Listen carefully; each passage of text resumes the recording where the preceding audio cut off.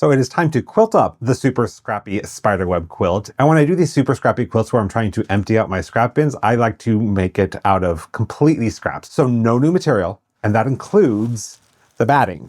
So since I've started long arming for hire, I end up with a lot of skinny, long strips of batting when I finish a quilt. The batting I buy is 96 inches wide, so if the quilt is, say, only 70 inches, I have about a 20-inch by whatever width strip of batting left over. So I have been saving those, and now I'm going to join them together. Now, there are many ways to make what is lovingly referred to as Frankenbatting, where you take multiple scrap pieces and put them together to make one large piece of batting. Most of what I've seen, people use a large zigzag stitch. Now, my sewing machine only does a straight stitch, so instead today I'm going to be using this product. It is 2-inch batting tape, and it says that it is good for all types of batting.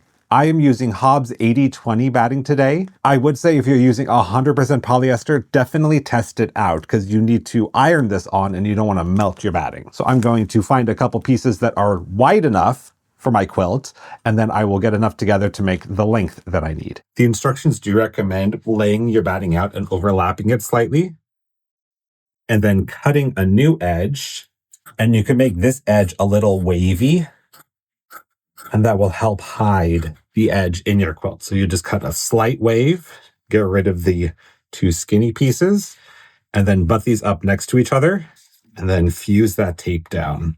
This is very lightweight tape, so you are not going to notice it in your finished quilt once it's all quilted.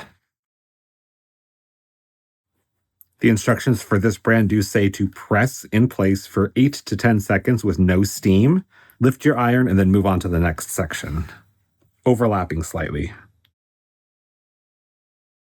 And just like that, my batting is ready to go. I took about 4 strips of my offcuts, and now I have enough batting for this quilt. So if you have a friend who does long arming, check with them because they may have a bag of batting that they don't want. And with just a little bit of fusible tape and some time, you could have batting for your quilts.